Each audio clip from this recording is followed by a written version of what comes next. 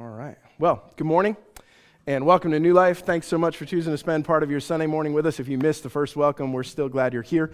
And we are incredibly grateful for the opportunity to share an hour or so of your Sunday morning with us. We are at the very beginning of a series of messages that we're calling the Jesus Project. It's an aggressive, ambitious sort of project for us in which over the course of a few years, we intend to follow through the Gospels everything that Jesus said and everything that Jesus did, because for us, trying to follow Jesus is really critical. It's really important for us.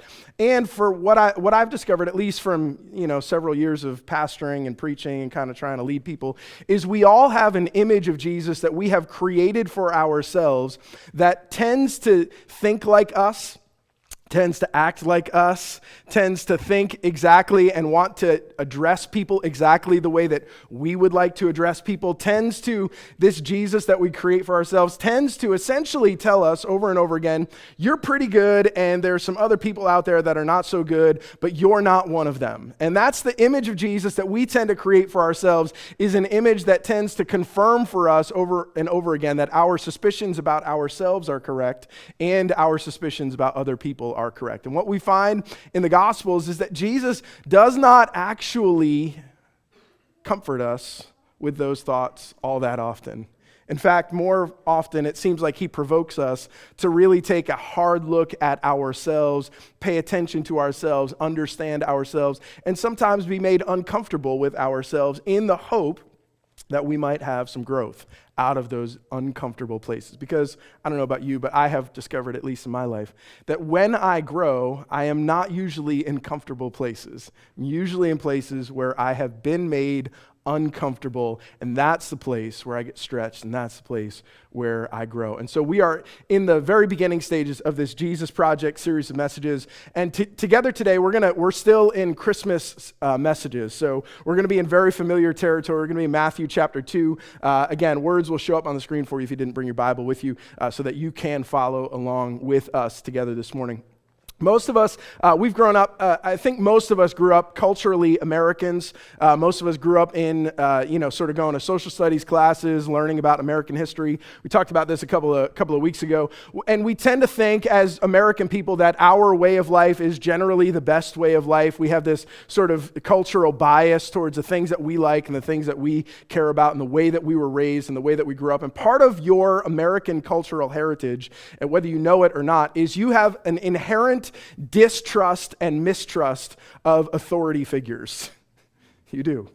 Whether you know it or not, you do. In fact, it's like seeded into our cultural narrative from the beginning. If you go back and you read through the early writings of our founding fathers, and when you hear them write about King George III, and the tyrant King George and the things that they said about King George III, you understand that we have this inherent suspicion about any one person who might tend to grab too much power for himself or herself. We've got like a little bit of like maybe you shouldn't have all of that authority. Maybe you shouldn't have all of that power. In fact, you probably haven't recently read through the Declaration of Independence, but the famous part of the Declaration of Independence, we hold all these truths to be self-evident, that all men are created equal. We know all that part. That part takes up very little of the Declaration of Independence. Do you remember what takes up most of the Declaration of Independence? It's a list of grievances against King George III and the English government and their tyranny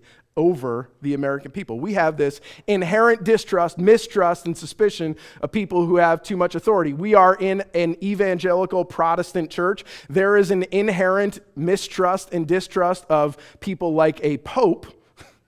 And maybe if you grew up Catholic, you were not taught that you were supposed to mistrust the Pope. You were taught you were actually supposed to trust the Pope.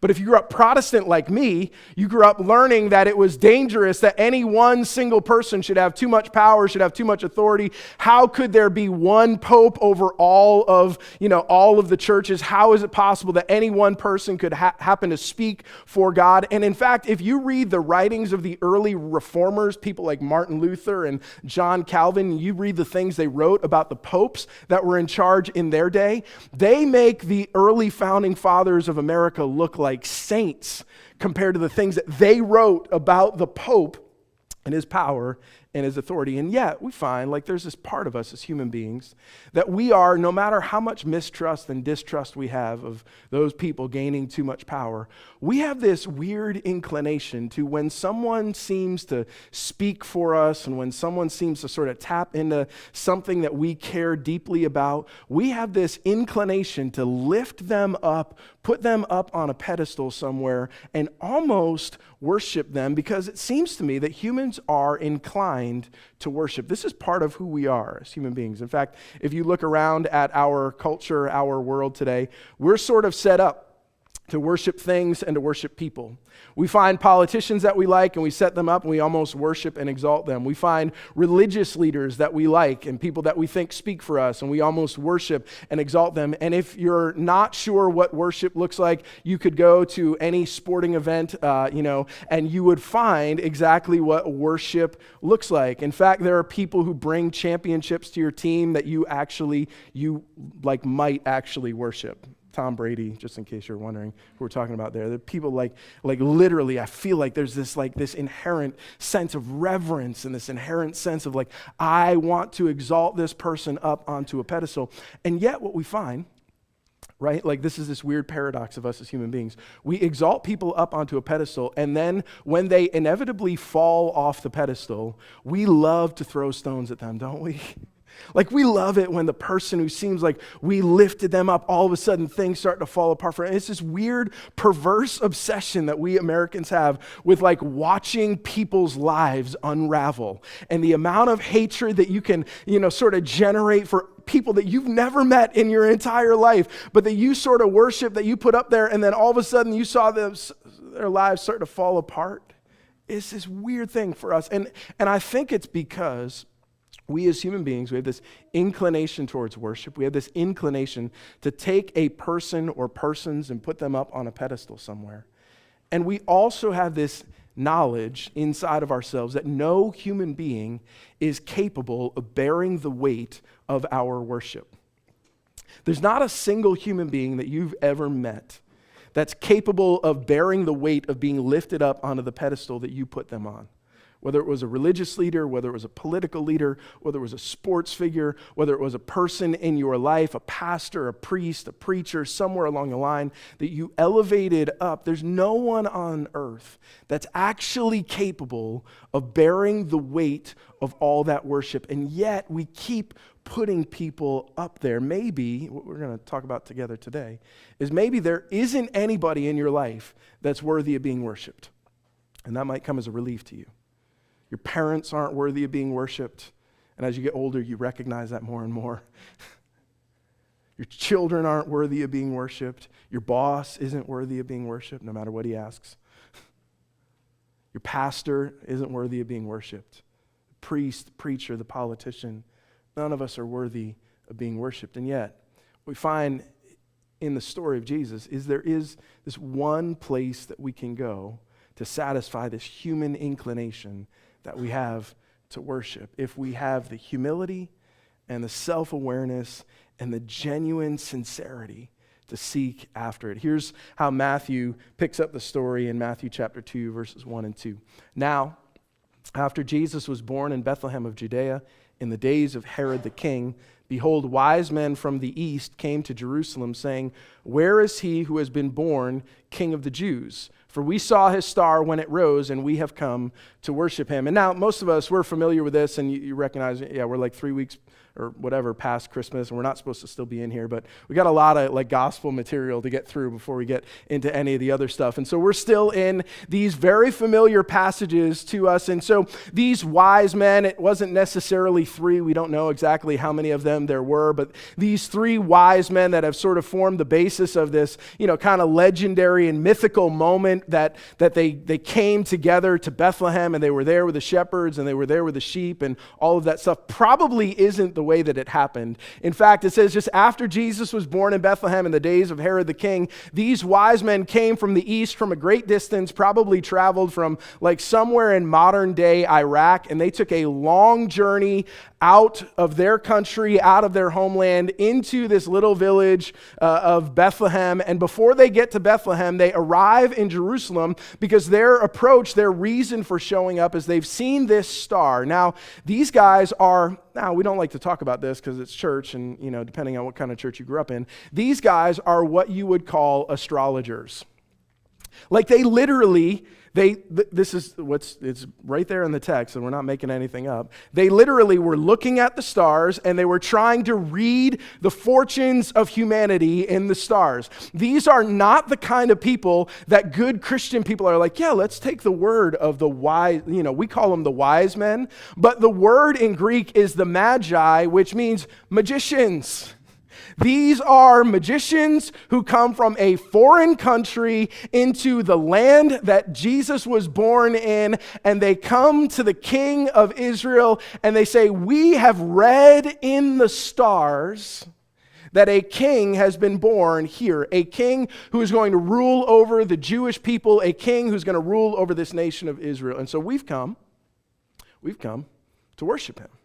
We've come to satisfy this human inclination that we have to bow ourselves down, to give reverence, to give offering to sort of put ourselves in a humble position before this one whose star we saw rise in the east and led us on this extremely long journey to come here to visit him. Now, there's a little bit of tension in this passage, and I bolded it just in case you didn't pick up on it at the beginning, because the wise men, the magi, the magicians, the astrologers, these outsiders, they come to Jerusalem and they knock on the door of Herod, who is the king. And they say, hey, we heard that a king has been born. And Herod looks around in his house, says, I haven't had any sons lately. And last time I checked, I'm the king in Jerusalem. I'm the king of the Jews. And if you've heard about someone who has been born king of the Jews, then you've heard about someone who's going to try to claim my title, going to take my authority, going to take my rule and my reign away from me. And I'm not the sort of person who is inclined to just let this go. In fact, Herod was so ruthless. We'll talk about him a little bit more next week. He actually executed not just rival kings, he executed his own sons who he thought were conspiring against him to take the kingdom from him. This is not a nice king. Herod's not a good guy. He's not friendly. He's not this warm, cuddly guy. He's there because Rome has decided this is a guy who will establish the Roman peace in this very volatile land where these people tend to have their own ideas about what they're going to say, what they're going to do, and who they're going to worship. And so they send Herod into town and say, we like you, Herod, because you're going to just keep everything right underneath your thumb. And these outsiders, these magicians and astrologers, come to Herod and they say, we're here to worship the king.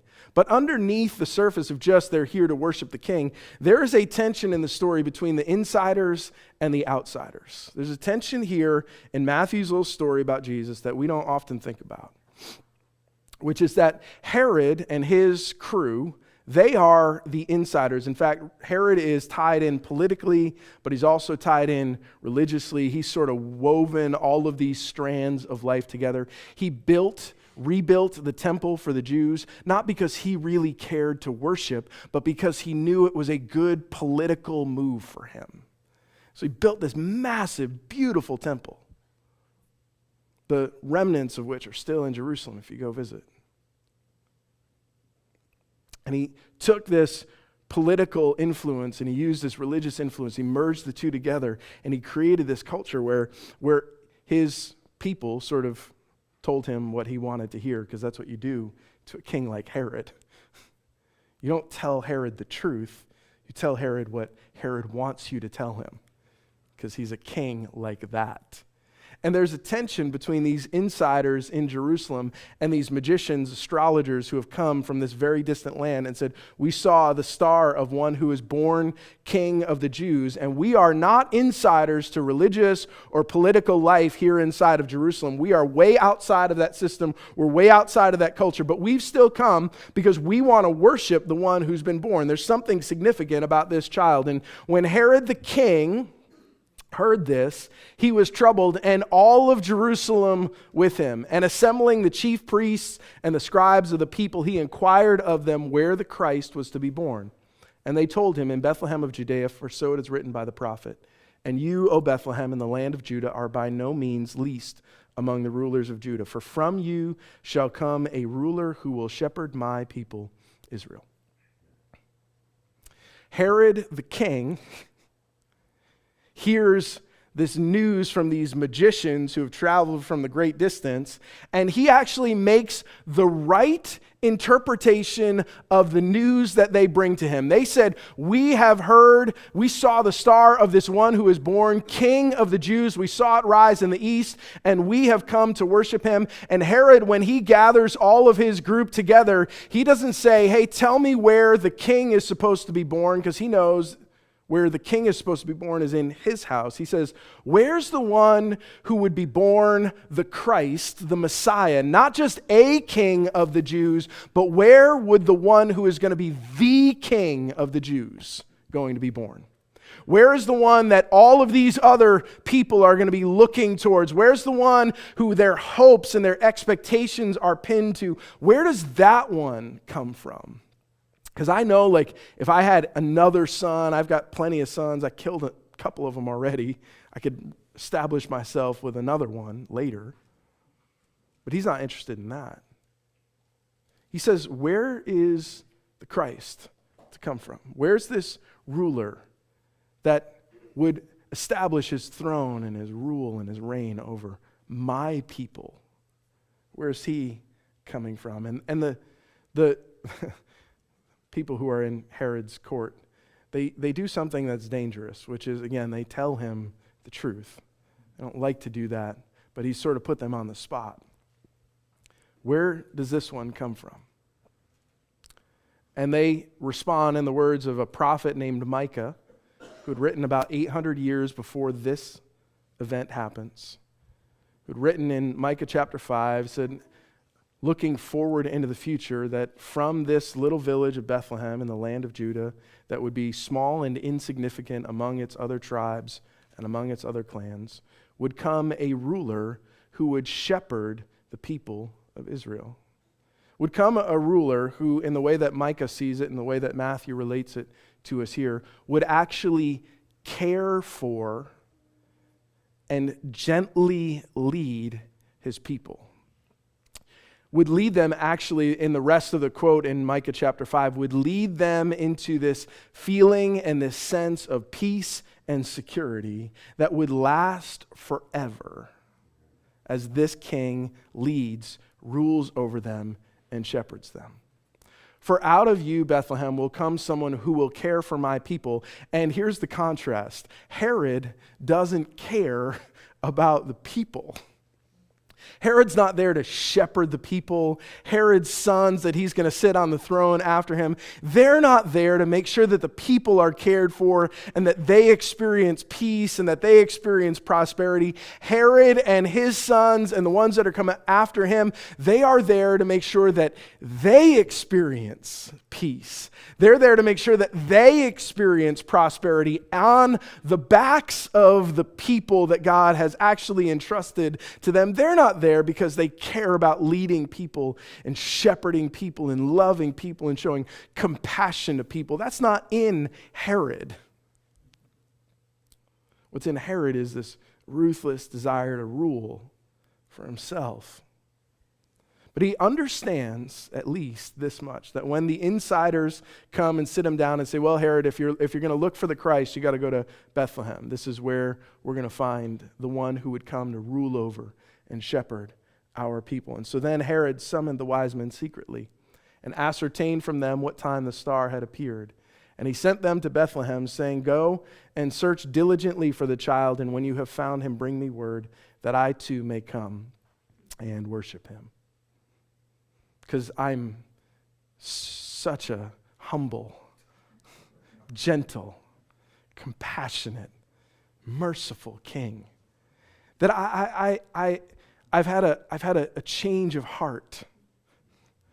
And rather than, sort of grasping onto my power and making sure that I hold on to it so tightly, I've had this awakening and your arrival as these outsiders, these magicians, these astrologers from far distant lands. You've moved my heart to worship the King. And so I'll gladly, once you tell me where he is, I will go and I will kneel before him. I will worship. I will lay down everything that I have and I will let this child rule and shepherd the people that God has given to him. You don't believe that, do you?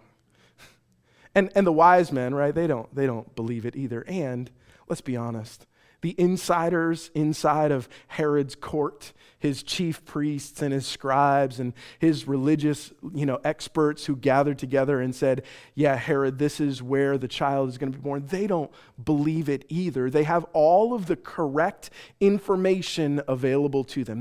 They know everything that they need to know. And all they are missing, right, is the humility, the self-awareness, and the ability to say, if this is true, if a child has been born who will lead and shepherd the people of Israel gently into peace, I should be willing to go and worship him. I should be willing to lay down my throne, my authority. I should be willing to understand that if this one would come and would establish peace for our people, then the right thing for me to do would be to step aside and probably understand that he's not coming here to displace my authority. He's not coming here to take over my kingdom. He's coming here to establish a different kind of kingdom, a different kind of rule that's not about dominating his people, but it's actually about shepherding and gently leading his people into peace and into genuine prosperity. And all that's required from Herod and all that's required from the people who are part of Herod's court is genuine humility, because genuine worship, in order to actually lay that down, reverence, real worship, not just the hero worship that we're used to, not the hero worship that we kind of, sort of feed into with our culture, with our narrative, but genuine worship requires genuine humility. It requires an awareness of yourself relative to the thing or the person that you are worshiping. And this is what Herod does not have. This is what so many, right? Like, let's be honest. This is what so many people who are religious insiders with all of the correct information available to them about who Jesus is, this is what they're missing. What you have encountered at certain points in your life, what I have encountered at certain points in my life, is religious insiders who lack genuine humility, and they don't genuinely worship Jesus. They worship the Jesus that they've created. They worship the Jesus that someone else passed on to them. They worship the Jesus that they want to worship. They lack genuine humility. The only thing that Herod is missing, he's got all the right information, is the ability to humble himself and sincerely go and seek to worship Jesus. If that happened, I don't know, the story would have been incredibly different, right? Imagine what happens if Herod decides, hey, actually, I'm going to go, and I'm going to get out of my own way, and I'm just going to go and worship this one who's been born King of the Jews. After listening to the king, they went on their way. And behold, the star that they had seen when it rose went before them till it came to rest over the place where the child was. And when they saw the star, they rejoiced exceedingly with great joy. And going into the house, they saw the child with Mary his mother, and they fell down and worshipped him. Then opening their treasures, they offered him gifts, gold and frankincense and myrrh. And being warned in a dream not to return to Herod, they departed to their own country by another way. End of story. It's a remarkable thing that these men who traveled from this great distance, who are outsiders, they didn't have the Old Testament, they didn't have the law and the prophets. They couldn't say, well, Micah chapter 5, it says that one would come from Bethlehem and would rule over and shepherd his people. They're just stargazers, astrologers, magicians. Not good religious people, at least according to the Jewish culture of their day. And with all of that stacked against them, once they have the place to go, they go with the kind of genuine humility that allows them to humble themselves, to bow down before this child, to offer him gifts, and to do what they said they had come to do in the first place, which is we didn't come to just, sort of satisfy this desire that we had to go on some adventure, some great, trip that we could take to go somewhere new and novel and somewhere different. We just came because we felt compelled to worship this king. We felt compelled to humble ourselves, to actually kneel down before this king, to bend our will to his, and to acknowledge that he is, even as he is, this child in the home in Bethlehem, he is someone greater than us.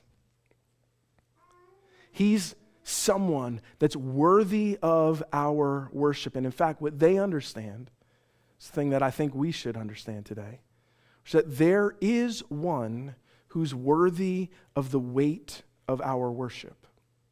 There's one. It's not a dozen, it's not 100, it's not 500.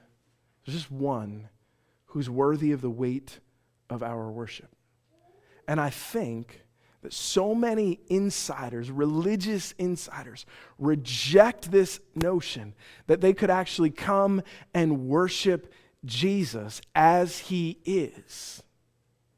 And so many, this is what you find in the gospel, so many outsiders who are not the right kind of people, who don't come from the right background, don't come with all of the correct information, don't have everything laid out for them perfectly, they didn't come from the church background, they are the ones who repeatedly in the gospels come in front of Jesus and they kneel and they bow and they offer genuine worship while the religious insiders throw stones at him, cast aspersions on his character, say all kinds of nonsense about him. They're the ones who reject and push Jesus away. And the outsiders, like these magicians and these astrologers, they're the ones who have the humility to recognize Jesus for who he is.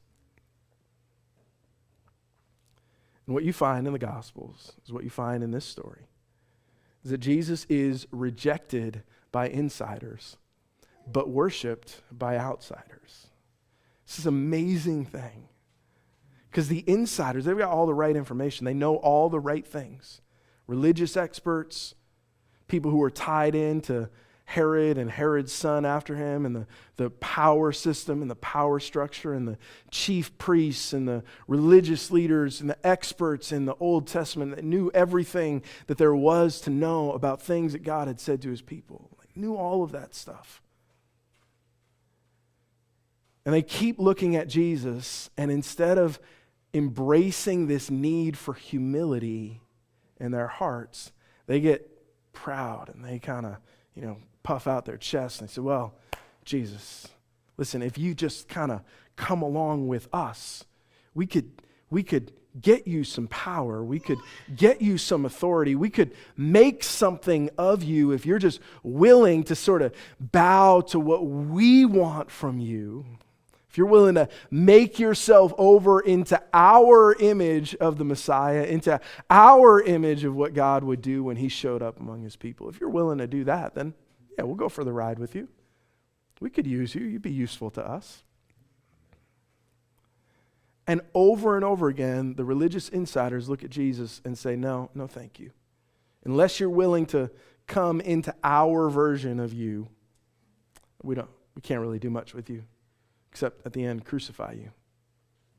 And over again, what you find in the Gospels is these outsiders, these tax collectors, these prostitutes, sinners, people that everyone on the inside looks at and says, man, you don't want people like that in your movement, do you? I mean, Jesus, come on, we could find you some better followers than Peter, Andrew, rough around the edges kind of guys. And over again, the people who are outside don't have access to all the right information. They're not the good church people. They're the ones who, when they encounter Jesus for real, they are moved to worship him. They're moved to a sense of humility that bows before him. Says, man, I don't know what you can do with a life like mine, but I will give it to you gladly. And this is, I think, a little bit of a warning and an instruction for us. Because the longer we are insiders to the Jesus movement, the more proud we get of our Jesus following. It's so sick and twisted with us. But the longer you have followed Jesus, the more likely you are to think you are a good Jesus following person. And I hate to break it to you, but you're not. You're just not. Like, I know you and I know me. And I've been following Jesus for a long time. And here's I think what you recognize. The longer you follow Jesus, the more aware of how bad at it you become. This is the kind of humility that's supposed to characterize men and women trying to follow Jesus. Not the kind of arrogance that says, well, I've been following Jesus for 47 years and 3 months and 6 days. And I've read the Bible 17 times in that time. I've gone to church every Sunday. I put money in the offering. And here I am, a very fully formed, mature follower of Jesus. I'll tell you what. I think the world has seen enough of that. What I would suggest is that insiders should remember that we are always starting as outsiders. We're always starting as outsiders. None of us started as insiders. You grew up going to church, doesn't matter. You went to Mass, you went to catechism, you went to Sunday school, you went to church, you went every Sunday, you went every Sunday night, you did all of the stuff that you were supposed to do. You didn't start as an insider. You started, I started, we started as outsiders. And Jesus might be rejected by insiders over and over again, but I hope and pray that his movement of men and women who are going to follow Jesus sincerely would be characterized by the kind of humility and self-awareness that says, I'm still not very good at this. I'm still not really that good at following Jesus. But I'm still here trying to be good at following Jesus. I'm not really great at this, worshiping Jesus. I'm not really great at this, putting him first in everything that I say and do. I'm not really that great at it. In fact, I messed up on the way in today. So did you. It's okay. Or if you didn't, you will on the way out. Or you did when you just got that proud feeling that you didn't on your way in, and you did. We're not really all that good at it. But if we can maintain that posture of we're not insiders, we're just outsiders trying to be good at worshiping, trying to be good at following, that is a transformational kind of community of men and women who don't have the pride and arrogance that goes along with it, but have the humility and self-awareness to say, I'm not all that good at this. But I know that this is the way that my life is supposed to move, in worship, in obedience to him. Would you pray with me this morning, and then we're going to sing together. as we close. Jesus, I'm grateful that you take people like us who are outsiders, who despite maybe even looking like we are insiders with all the right stuff, the right information, the right things going for us, we're just not all that good at it. And I pray that you would see in us the kind of humility and self-awareness that would allow us to genuinely come and worship you. Not to try to make something of you that we want you to be so that we could worship that image, but that we would really see you for who you are. And that we would really see ourselves for who we are.